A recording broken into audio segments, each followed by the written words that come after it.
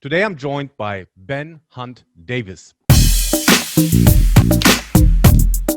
Ben is triple Olympian, Olympic champion 2000, and Ben is now helping corporations include Olympic principles into their success. Welcome, Ben. Thanks very much. Thanks for inviting me on your podcast, Christian. It's great to be here. Ben, I'm looking forward for that interview for a long time because I've seen that principle of will it make the boat go faster? Something like 10 years ago in a presentation. And who came up with this principle? What's the story behind it? Where did it all start? So it all started while I was in the British rowing team. For 7 years, we lost everything we did. And with 2 years to go before the Sydney Olympics, we agreed that we would, as a group, in the 8-man boat, we would make a change. And we agreed that what was most important was winning. That's what we wanted to do. And everything we did had to make the boat go faster. If what we were going to do, if what we were going to say wasn't going to make the boat go faster, we just shouldn't do it.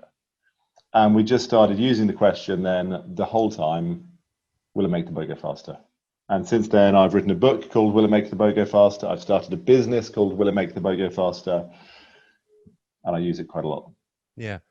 The nice thing about it can be applied to so many sports. I mean, me being in the sport world, it's so easy. For example, I work with cycling. So you can ask yourself, okay, whatever intervention I do or we do, will it make the bike go faster? Definitely. It can be applied to all sorts of different sports or other situations too. Yeah, really cool. In your athletic life, what was your darkest moment?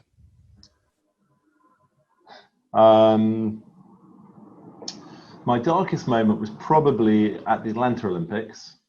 The season leading up to the Atlanta Olympics in 1996 was probably the hardest year I had. It was, we trained incredibly hard. We knew that we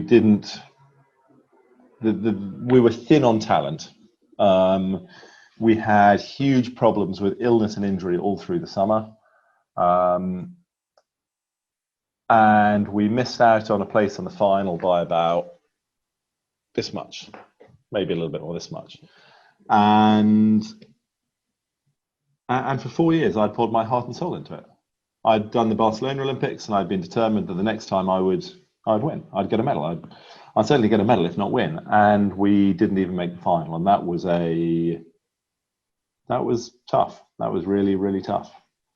Yeah, it was horrible, really horrible. How did you recover from it?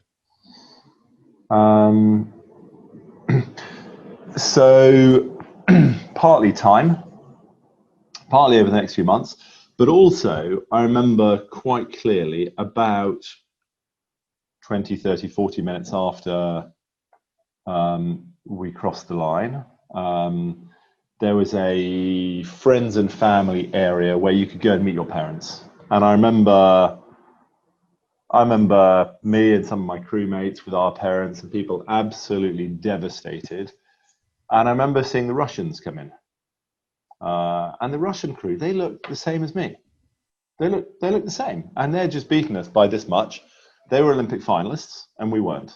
And actually they went on to get a bronze medal. And just looking at them and looking at me, I was thinking, I can't see the difference. I can't see the difference. So if they can do it, why can't I? And so there was, shortly after the race, there was that kind of moment of thinking, maybe me, and then time to think about it, time to get over it, and time to start planning. And not torturing you too much, but it got even worse in 1998 from my research.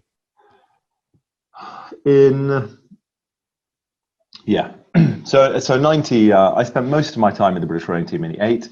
The 8 was normally the bottom boat. In Britain then, the top guys went into either the 4 or the 2-man boat. The next 2 guys went into the 2 or the 4-man boat, whichever way it was, and then the bottom guys went into the 8. After the 96 Olympics, I managed to get out of the 8 and I got into the 2-man boat at the World Championships in 97 and came 5th, which was bad, but not as bad as it had been. The next year, I was told that I could be in the two-man boat again, but I was put in the 8. I didn't want to be in the 8. The 8 was rubbish. I didn't want to be in it. And actually, through the season, we were doing okay. And then at the World Championships, we missed out on the final again, and we ended up finishing 7th outside the final. And that was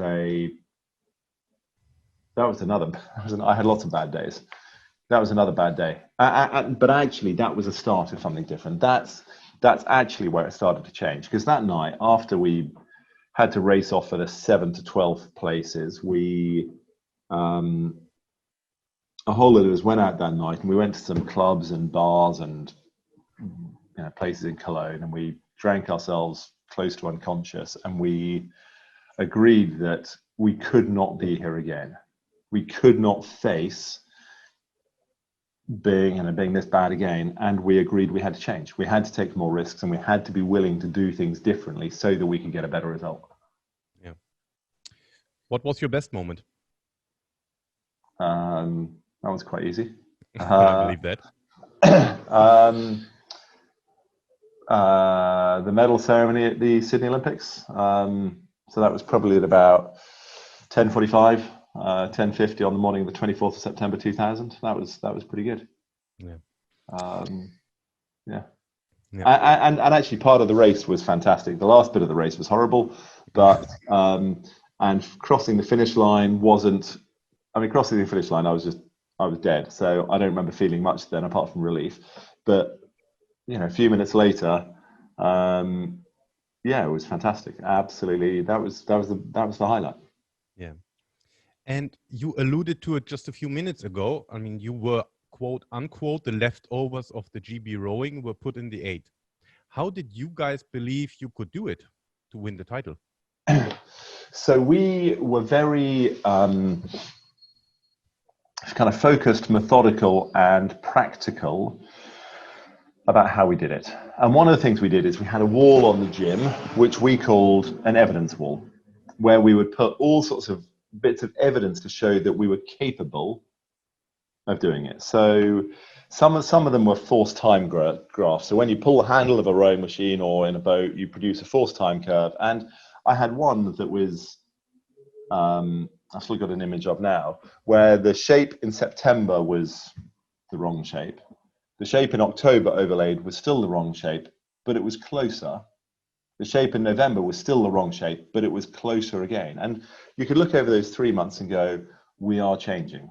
We're not there yet, but we are changing. Therefore, presumably, we can continue to change. We just kept looking for the reasons why we could do it. Very often we have people telling us why we can't do it, or we tell ourselves that we can't do it. And we chose to be very, very disciplined, and we weren't going to focus on, we weren't going to let other people tell us why we couldn't do it.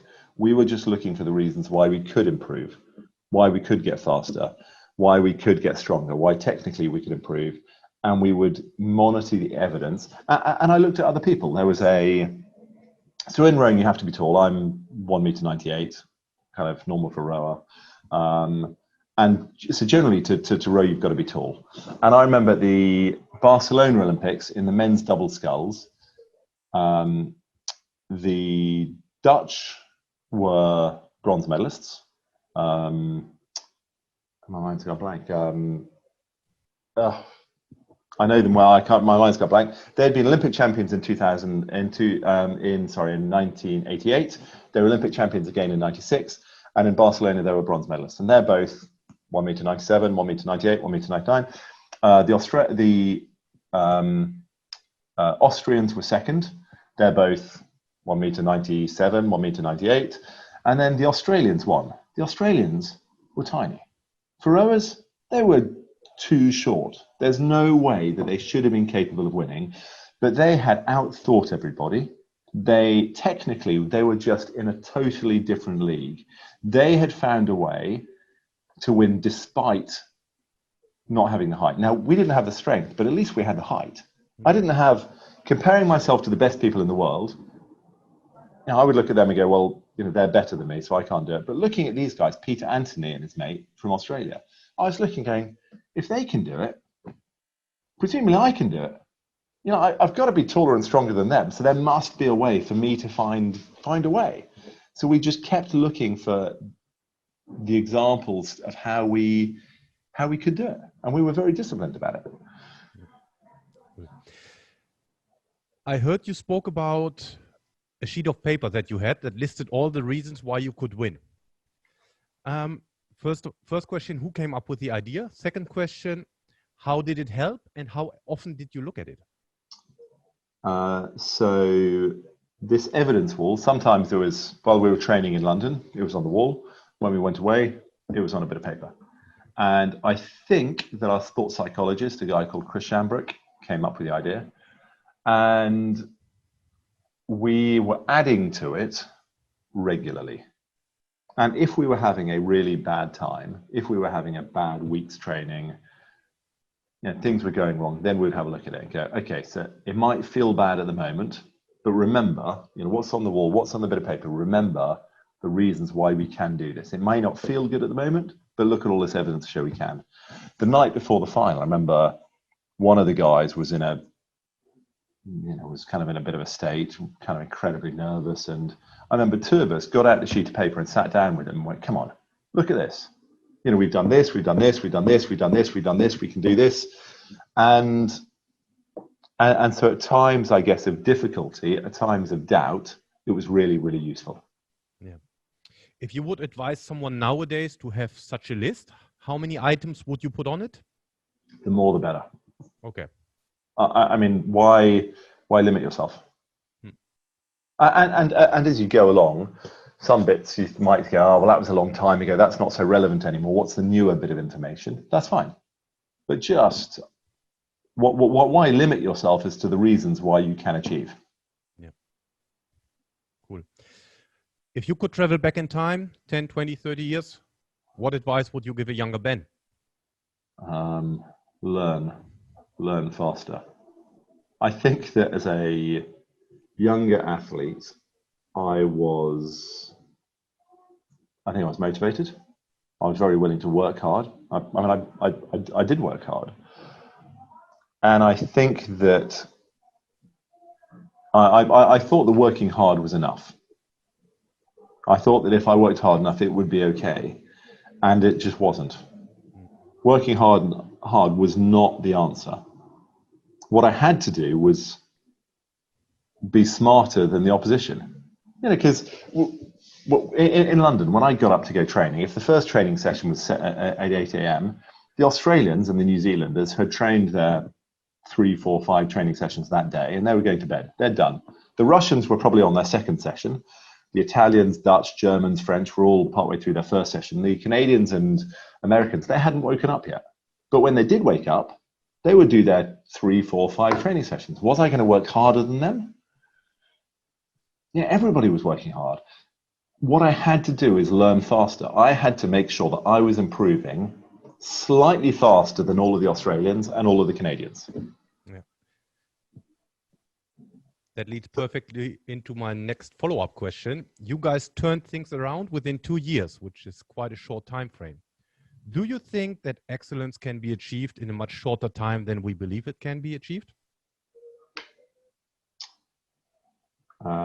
So I don't know how long we think we can achieve it in. I think that we have the 10,000 hour rule, for example, and of course you guys had also put some work in before 98. But what you just said, I don't want to put words in your mouth, but you said if you ask the right questions, you can improve faster and learn faster.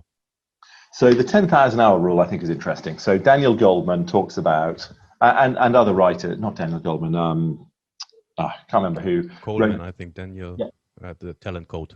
Yeah. And other people have written about 10,000 hours.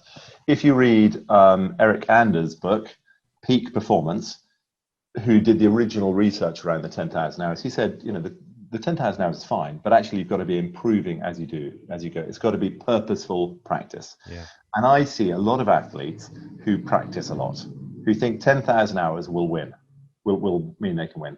And I think that's rubbish. It's possible to do 10,000 hours of bad training. It's much harder to do 10,000 hours of really good, focused improvement. That's much harder. And that's the bit that's important. Now, whether it needs to be 10,000 hours, it depends how fast you can learn, how fast you can change. And it's easy to go into a training session and go, oh, I've got to do 20 kilometers on the rowing machine, or this many lifts in the gym, or run this far, and just do it. And at the end go, that was all right, let's go and have some food. It's much harder to go, okay, so I've got to do these 20 kilometers on the rowing machine. What am I going to improve today? And specifically, how am I going to make those changes? And then at the end go, okay, so how do we do? Really, let's have a proper conversation, a proper debrief about what are the bits that worked really well, what didn't work so well, and how am I going to get better next time? And be really, really specific about the key ingredients. And the more thoughtful you are before and after, the faster you can learn and change. So if you're relying on 10,000 hours, then I don't think it's very smart. Whereas if you're going, can I just learn faster than everybody else is doing what I'm doing? Can I improve faster? Then you can dramatically reduce the amount of time you need to do. Yeah, cool. What are the habits that make you a successful athlete and person? So I'm not sure how you define success, because for the most of my rowing career, I was pretty unsuccessful. In 9 years in the national team, I won 3 proper races. They happened to champion.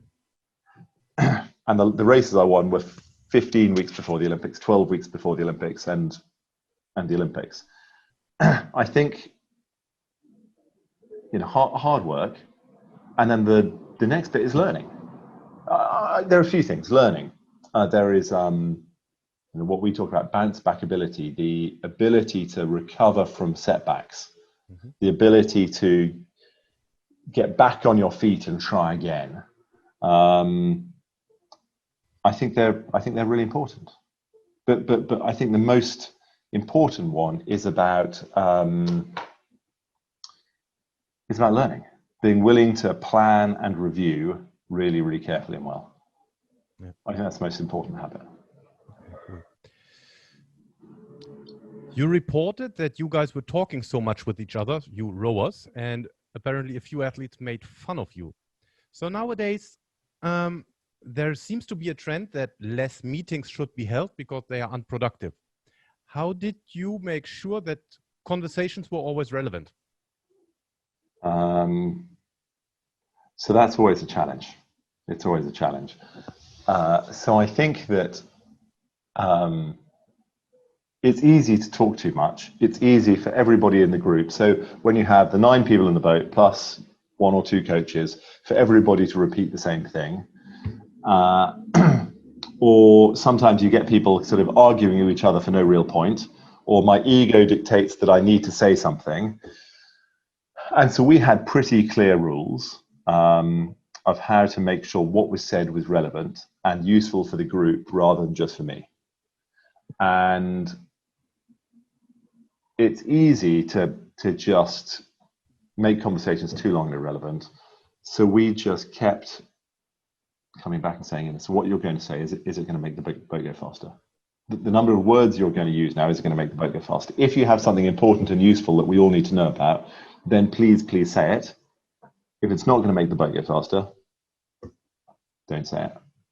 But just thinking that we talk too much. So we thought it was really important that we spoke. So when we went out on the water and we were working on exactly how we lifted our hands so the oar could go in the water, we had the same understanding of what we were trying to do, and we were going to work on it in the same way. So we needed to discuss that, and then we needed to review to make sure we were learning in the same way. And other people didn't bother going into that detail. They'd just go, let's just work on this. Okay, go and do it. It was okay. So yeah, it's possible to have too much talking, but I think very often people don't talk about the right things enough. Cool. I think in the same podcast, I heard you talking about you created a culture of challenging ideas and brutal honesty. My question to you, I've worked in Britain a few years ago, 10 years ago, and for a younger Christian, it always seemed that it's more important to do things right than do the right things, meaning being polite is more important than challenging. That was my impression. I can be completely wrong, or maybe it was was it difficult for you, if this is the culture you were brought up in, to establish a culture that is different? Yeah, it took time. And being really honest and giving good feedback. In a British culture, as I think in lots of cultures, it's kind of difficult, because I'm going to say something to you, Christian, that you could be offended by, because if I say, well, why didn't you do this better? You could be thinking, well, I'm trying to do my best anyway. And so it's a bit difficult for me to say it, and it's difficult for you to listen to. So very often we don't bother. Whereas our view was, if we lose at the Olympics, we're going to be absolutely devastated. We'll be so frustrated, so disappointed. Let's just have little bits of discomfort now. If I've got to be a bit uncomfortable and say, Christian, why don't you think about doing this? And you're a bit uncomfortable hearing the message, compared to the huge, huge mountain of discomfort we'll get when we lose, what do we want to do? And rather than worrying about how I feel right now, let's worry about how fast the boat is going to go the day of the Olympic final. So yes, it took time to build a culture of openness and honesty, where everybody in the group, athletes, physiologists, psychologists, boatmen, could be honest and say, Ben, I heard you saying this. I think you can do it better. It took time and it was hard, but it was important to do. Also here, a follow-up question. You talked about goal setting, and a lot of people talk about goal setting, but what I really found is interesting, you added to it, you need to also find the right action points to work on these goals and to find the needle movers. How do you do that? So we had what we call a layered goal approach. We started off with, we kind of had 4 layers. The top layer for us was, the goal was being Olympic champions. And people told us we were crazy. There was no way we could do it. You're crazy, they said. So we called it our crazy goal. And that's what we wanted to do. Underneath that, we had the concrete level, which was all the different measures that we needed to do. The classic SMART goals: specific, measurable, achievable, timely, boat speeds, times on the rowing machine, weights, all sorts of concrete measures that we had to achieve. Below that, we had what we call the control layer. What are the areas that we can control how we're doing that will feed into achieving the concrete things? So, in sport, it's pretty similar across a lot of sports. I think there's a physical bit, there's a technical, sport-specific technical bit, there's a tactics, there's equipment, there's team, there's mindset. There are kind of a handful of things. We went, right, okay, so what do we need to achieve in each of those? And then we break it down to the everyday layer. So today, rather than just being 20 kilometers at a set heart rate, what am I really trying to achieve by that? So how is this going to work for the physiological box? How is it going to work for the technical box? How is it going to work for the tactical box? How is it going to work for the mindset? So everything I do, I'm clear on how it is going to ultimately help me win, rather than just doing what's in front of me, rather than just doing the program. With everything, do we know how it is going to actually make the boat go faster? Because I think some people for years, I had a goal of winning. I worked really hard. But was every session, every day, done in a way to actually make me win, or was it just done because it was working hard? And for us, there had to be a connection between what I'm going to do right now, here, and the ultimate goal. And then, out of personal interest, how many steps in between can be there? Because very often we find that people say, yeah, it does make sense because of if this happens, this, and then 7, 8 steps down the road, then somewhere the dots connect. But ideally, it should be as short as possible, I would think. I think that the more detail you get into, the more complex it becomes. But I think that when an athlete goes out to train, they should know why they're doing what they're doing so they can make sure they're doing it in the right way to help them achieve the goal. And if a sports scientist has a more in-depth knowledge and there's a greater chain of events, that's going to happen. But the athlete needs to have an understanding of the links and why they're doing what they're doing. And yes, I think having too many steps makes it too complicated and too vague. But it's also got to be realistic and thorough the way it's done. Do you have a morning routine? While training, I had a pretty clear morning routine. Get up, shower, get ready, eat, cycle out to training, train. I mean, for racing days, it always includes shaving as well. I normally didn't bother unless I was racing. But kind of when I was going to eat, how much I was going to eat and what I was going to eat, and when I was going to kind of train, I had various different measures. But my morning routine was very, very simple. I didn't have any superstitions or whatever. It was just about, getting up and getting on with the day. Okay. How do you prepare yourself for important moments? Now or then? Both. So for important days, I get up quite early and I want to make sure I'm really, really well prepared.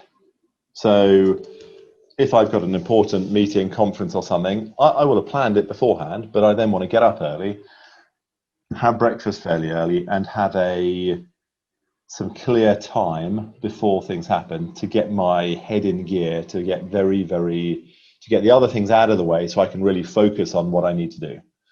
And I will do some visualization of how I want to do it, and I'll practice. If I'm speaking at a conference, I will spend a fair bit of time standing, talking to myself, practicing what I'm going to do. If I have a meeting where I need to present, different budgets or various different things, whatever I'm doing, then I will practice how I'm going to do it, and make sure I've thought through as many angles as possible. So I want time and space in the morning to really get my head in gear. Okay. And you just talked about planning and practicing. Again, I heard that one podcast and I thought it was really, really, really interesting. You said you planned meticulously back in the days. You prepared really, really well. You didn't leave any stone unturned, but in the end, you got lucky. How much can we rely on planning, practice, and leaving no stone unturned? And how much do we have to hope that things fall in place? So I think it was the golfer Gary Player who had a saying, the harder I train, the luckier I get. Yeah. And I think it was when he hit a shot out of a bunker and got it into the hole, and there was a reporter or someone who said, "Oh my God, that was lucky." Okay. And his point was, I spent hours and hours and hours practicing that shot. So, it's lucky that it went in because hours went into it. And I think the better the preparation,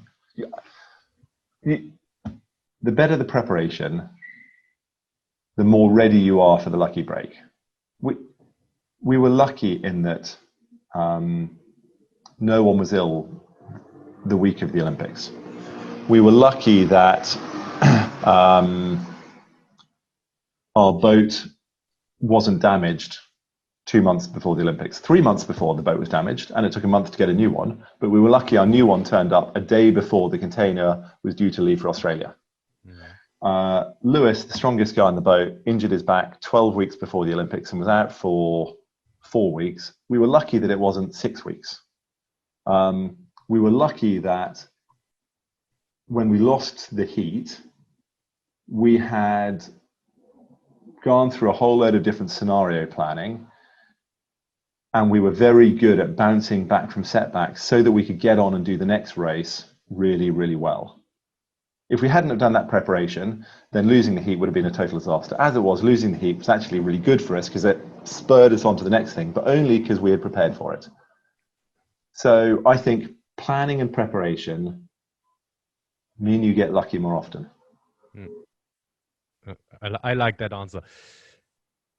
The next one I have here is actually what you just talked about. You lost the heat.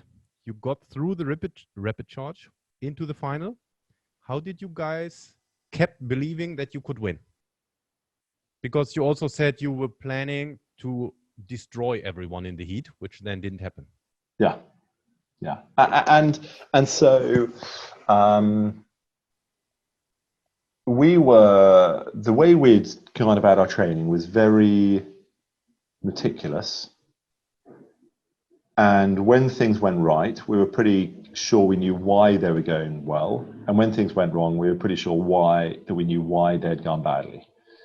So in the days before the heat, we got nervous and we stopped talking to each other, which was stupid.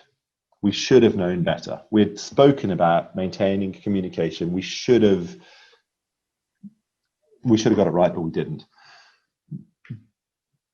In the heat, the Australians disappeared, and we couldn't catch them. We couldn't catch them. And I remember crossing the line, thinking, if the Aussies can only beat us by 2.8 seconds when we rode that badly, God help them when we rode properly. Okay. And it was very clear as we were racing in the heat that we were rowing like a bag of shite. It was just not good. And whereas the US, who were in the other heat, who were the reigning world champions, they'd been unbeaten for 3 years. They lost the heat. And so normally on an 8, you have 8 riggers, to hold the oars. They went off to the river to train for the next few days with 11 riggers on their boat, trying to work out how to put things right. And I think that their build up to the Olympics had been built on power and aggression without much process. So when things went wrong, they didn't know how to put it right. Whereas for us, when things went wrong, we were pretty good at figuring out what it was and what we had to put right. So losing the heat, it was very easy for us to understand what we'd done wrong and therefore what changes we needed to make for the heat. And other people saying, oh, you've lost, you can't do it. We knew what we had to do. And that's all that mattered. How do you overcome setbacks?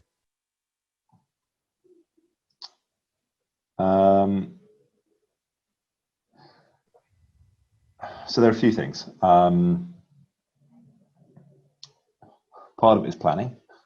So knowing how you'll deal with certain eventualities. So we had talked about the day before our race, the top British boat was racing with Steve Redgrave, 5 times Olympic champion, Matt Pinson, or he was to become 5 times Olympic champions, Matt Pinson, who was to get his 3rd gold medal that day, and 2 other guys who were going to get their 1st gold medal that day. They were the top British boat. Everybody in Britain was looking at Steve becoming a 5 times Olympic champion. And we had discussed what happens if they lose?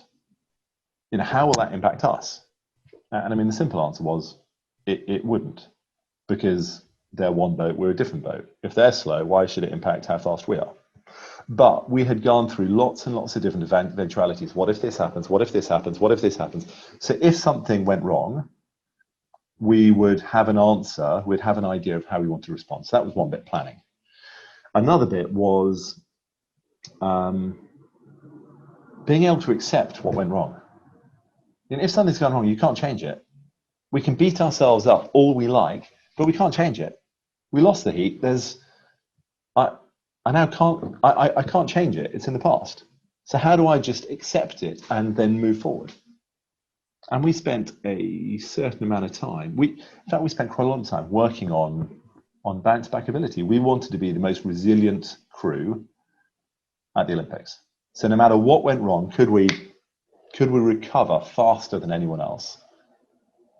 And we worked on it. So, if something went wrong, how would we use that to make us go faster? Losing the heat was actually really good for us. It gave us more energy, more resolve, more determination, clearer thinking. It was a good thing that happened. We didn't want it to happen and we didn't plan it, but we turned it into something good. And that's all you can do. I like the word bounce back ability. That's good. Another question. I also heard you talk about, because you have been Olympic champion, you went through the struggle in Sydney. Now you and your teammates, if you face tough times in life, you say, we already got through the tough times back then. We can get through it now as well. There are only so many Olympic champions in the world. For us mere mortals, if we go through tough times, what should we hang on to? So I think we have all been through tough times before, all of us. We've all had challenges. We've all had problems. We've all had times where it's been really hard, where things have gone wrong. And I think remembering that the tough times will pass is pretty good. You know, when we're upset, when we're disappointed, it's not a permanent state. It's not permanent. It's a temporary thing we're going through. And the trick is to keep moving. Rather than stop and dwell on what's gone wrong, keep moving. And reflecting back to, what are the other times that we've managed before? You know, what are the other hard situations we've got through before? And they're there. So, you know, that's part of the evidence wall that I spoke about earlier. And, you know, knowing that we've managed with this situation, we've managed that situation, and we've all had tough times. So can we just draw on the fact that I could do that and I could do that? So therefore I can probably manage this. And it's not permanent. Things will get better. Cool. Who's your role model and why? I'm not sure. When I was at school and when I was in the national team, there were some Olympians I looked to and thought, oh, they're amazing, but they're totally different from me. I could never be anything like them. So they weren't my role models. I thought they were incredible. The kind of people who helped me were the people who were just a bit better than me. From playing rugby or rowing at school, the people who were maybe in the year above me, who were just a bit better than me, I was looking at them thinking, I can do that. I'll beat you. In the national team, or trying to get into the national team, there were people who were just a bit faster than me, and I go, oh, I can beat you. I would never look at the people who are the very best, because I go, they're just really good. I'm not sure I can beat them. But the people who were just 1 or 2 steps ahead, I kept looking at them thinking, I can beat you. And then I'd look at the next person and go, I can beat you too. So I didn't really have a kind of traditional role model idea of somebody who I wanted to be like, because I just looked at all these people who are amazing and thought, they're just better than me. I don't know if I can do that. I just wanted to beat the person who was a bit in front of me. And I kept doing that until there weren't so many people in front. Cool. You mentioned the name Steve Redgrave. What made him so special? I mean, winning 5 Olympic titles at a stretch, it's pretty awesome. So what do you think made him special? So I think there was a German rowing magazine that ran an article of rowing greats in the mid-1990s while Steve was still competing. And it looked at all sorts of multiple rowing Olympic medalists from Norway, from Finland, from Russia, from Germany, from the US, from Australia. And Redgrave was in there. And they looked at a number of different things. They looked at peak power. They looked at endurance. They looked at mindset. They looked at technical ability. There were a number of different measures. And they scored all of these great rowers out of 10. And Redgrave didn't get a 10 on any of them. And I remember him being at the club, just being furious. He was so good, and they hadn't given him a 10 on any of these things. He didn't even get that many 9s, but he got 8s on every single one of them. And there were athletes out there who were more powerful, who were better at endurance. But the guy who was at the top power-wise was low on everything else. And Redgrave was just very, very good at everything. He was physiologically very gifted, power and endurance. He had a really good feel for the rhythm of the boat. He was very competitive. He was good at learning. He was good at everything. He was good at everything.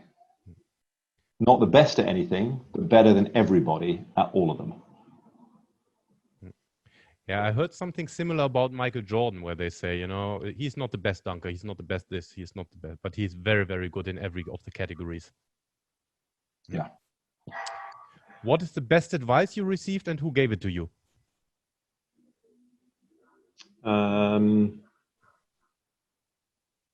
So the crew coach I had leading up to the Sydney Olympics,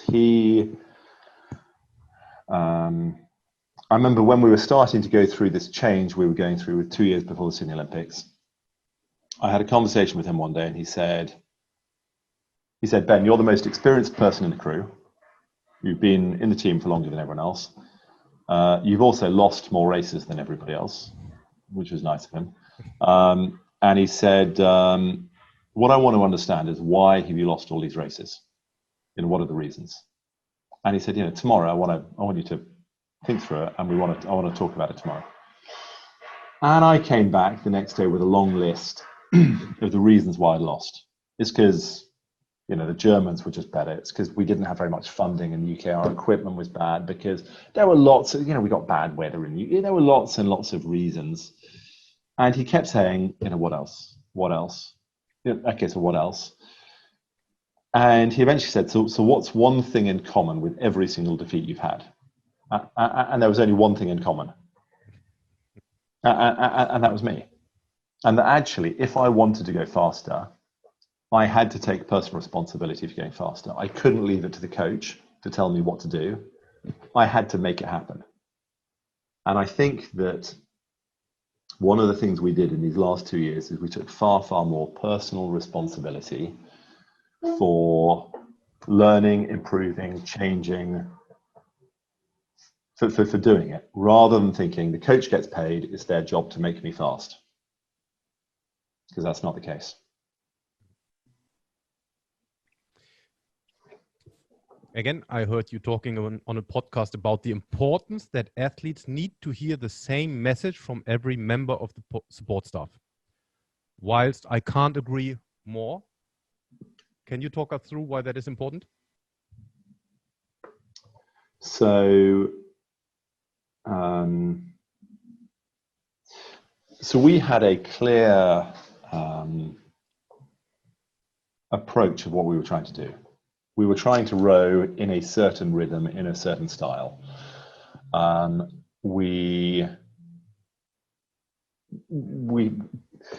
order to get from where we were to winning, we had laid out an approach, a way of doing things, a way that we had to work together, a way we had to discuss things, a way we had to learn things. And if somebody was coming in and telling us to do things differently, that just wasn't going to help. So hearing different voices say the same thing in different ways, now that was useful. But hearing different perspectives was very useful. But being told to do different things, if the physiologist or the S&C person was telling us to, you know, lift a weight in a certain way that didn't fit in with how we were trying to move the boat, then that would just make us go slower. So we needed everybody to have the same view. We needed the guy who drove our boat trailer around the world and looked after our boats to act in the same team way as our crew coach, as me, as the other people in the boat. Because if we had different ways of doing things, different rules for different people, then the whole thing just dissipates and it doesn't work. Back in the days, how did a typical training day look like?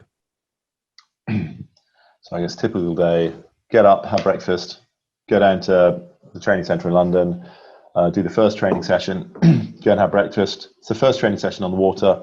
Second training session after a second breakfast might have been on the water. Go home for lunch, have an afternoon sleep, wake up, have some more food, go down, probably do an hour's session or 70-minute session on the rowing machine, a short break, then weight training, home for dinner, then bed, 8 hours sleep, and again, and again, and again. Sometimes it was just one session in the morning and then the 2 in the afternoon, sometimes 2 in the morning, 2 in the afternoon. It varied. Okay. You have identified 3 main principles of performance, and it is having a clear goal and knowing the action steps to get to that goal. Number 2 is reviewing, learning, and making adjustments. And number 3 is working together, or working with other people, or working together. You have taken these principles now into helping corporations. Can you tell us more about what you're doing and how you help? Yeah, so with a sports team, everybody's got to have a similar idea of what they're trying to do. What's the goal? Is the goal to, have fun together? Is that the main thing? Or is the goal to qualify for the Olympics? Or is the goal to try and win the Olympics? What's the goal? And everybody's got to be aligned behind it. And in a business, it's the same. In so many companies you go into, if you ask 10 people, what is the goal? What's most important? You'll get 10 different answers. And then people are surprised that everyone's doing different things. Whereas if you've got the same goal, then you can make better decisions about how you should spend your time. You can make better decisions about how you should answer different questions. Whereas if you and I have got very different views about what we're trying to achieve, then we can do whatever we want.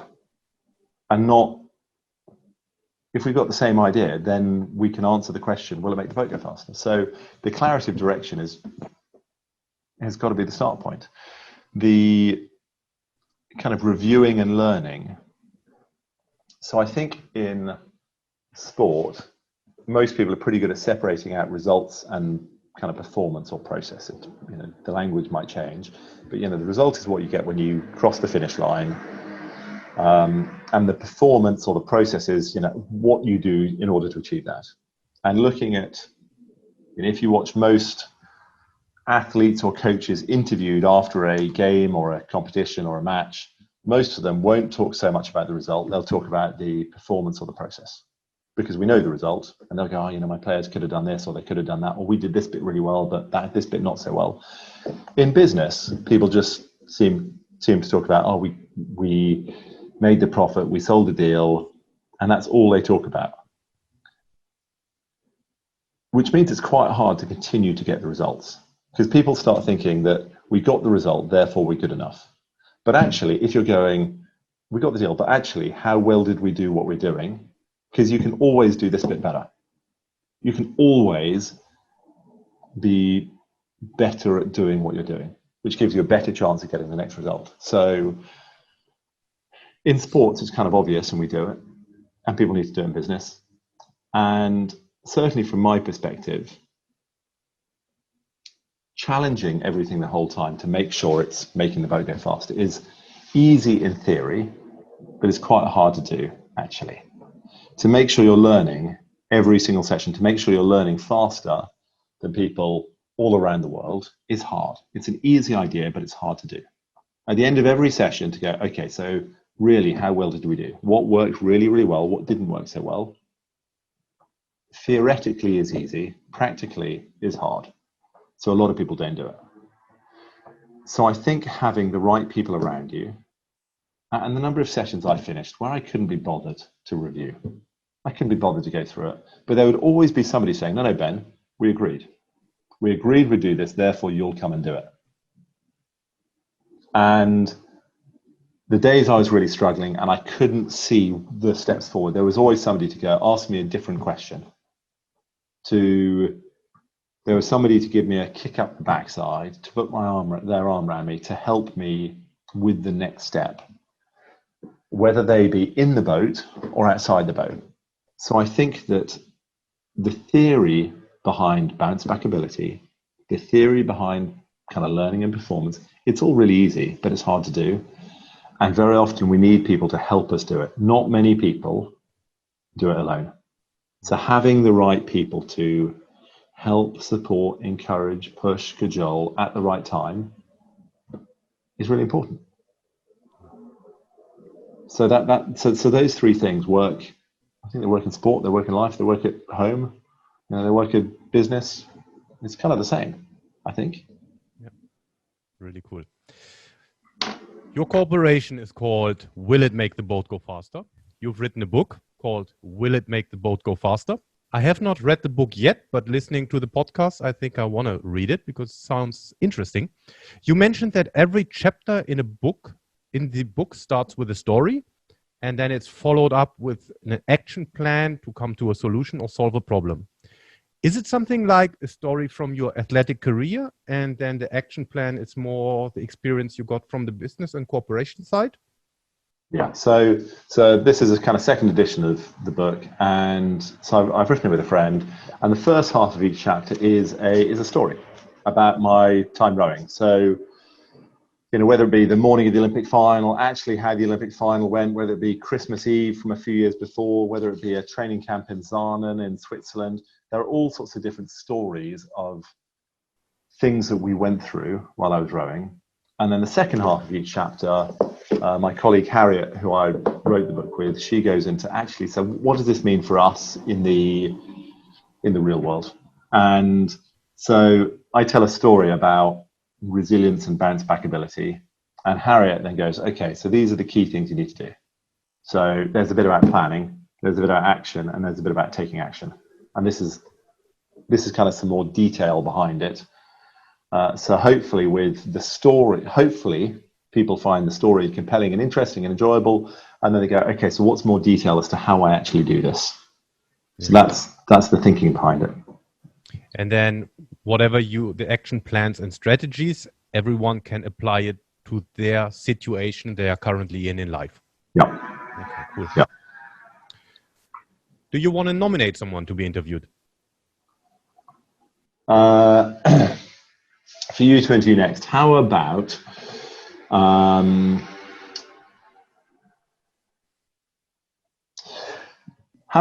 Grobler? Have you heard of Jürgen Grobler? Jürgen Grobler is You mentioned the name. Head of British Rowing. He's coached crews to win gold medals in 76, 80, 88, 92, 96, 2000, 2004, 2008, 2012, and 2016. He's German by birth. He coached in East Germany up until 1990. He then came to the UK. He is a really, really interesting guy.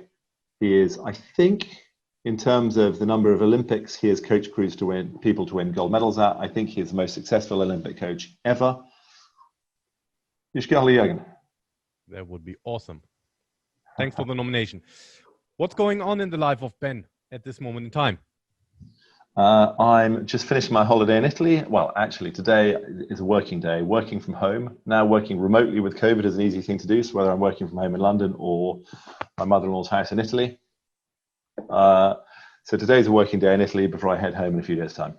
Really cool. Where can people find you? WillitmaketheBoatGoFaster.com. It's a long one, but it's easy to remember. WillitmaketheBoatGoFaster.com. Absolutely.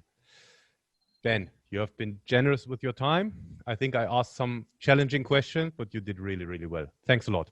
Thank you very much, Christian. Thanks for asking me. Good luck with everything. Thank you. Thanks. Bye.